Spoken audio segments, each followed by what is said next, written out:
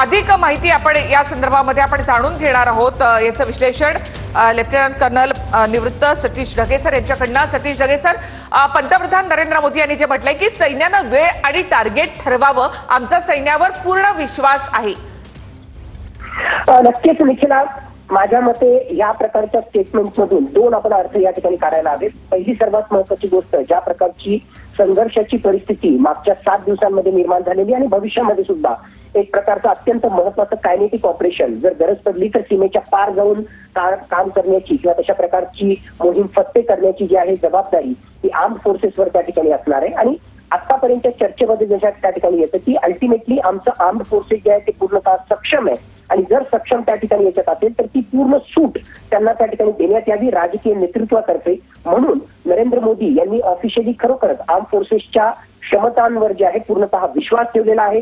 Review त्यांनी security सिच्युएशनचा घेतलेला आहे, वेगवेगळ्या प्रकारच्या मिलिटरी ऑप्शन्स विषयीची चर्चा केलेली आहे आणि अधिकृतरित्या आता जो आहे फ्री हँड या 3 फोर्सेसला दिलेला आहे। अल्टिमेटली काय मिलिटरी ऑब्जेक्टिव्ह आपल्याला याच्यातून हासिल करायचे आहेत हे सगळ्यात महत्त्वाचं आहे। माझ्या मते या सगळ्यांची एक वाक्यता असेल आणि हे मिलिटरी ऑब्जेक्टिव्ह जर साध्य करायचे असतील तर मग आता मात्र तुम्हाला फ्री हँड आहे अशा प्रकारचा मेसेज दिला असेल। आणि दुसरी गोष्ट, माझ्या मते या चर्चा होतात, अशा प्रकारचे महत्त्वाचे निर्णय होतात, पण जर मीडियाच्या माध्यमातून किंवा सामान्य जनतेपर्यंत जर हा मेसेज त्या ठिकाणी पोहोचत असेल तर त्याचा अर्थ आपण हा त्या ठिकाणी काढावा।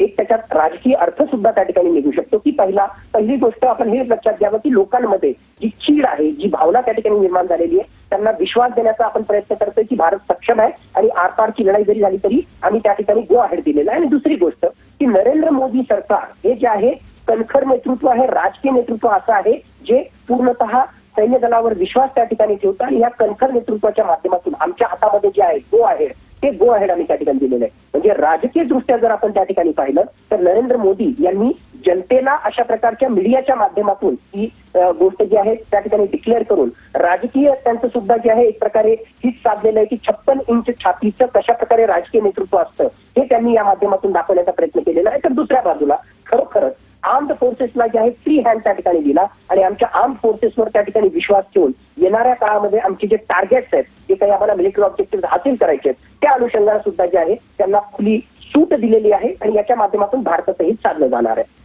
धन्यवाद सर, तुम्ही आमच्याशी बोललात त्याबद्दल। त्याचबरोबर निवृत्त लष्करी अधिकारी हेमंत महाजन सर देखील आपल्यासोबत जोडले गेलेले आहेत। सर, स्वागत तुमचं TV9 मध्ये। पंतप्रधान नरेंद्र मोदी यांनी सैन्याला पूर्णतः सूट दिलेली आहे।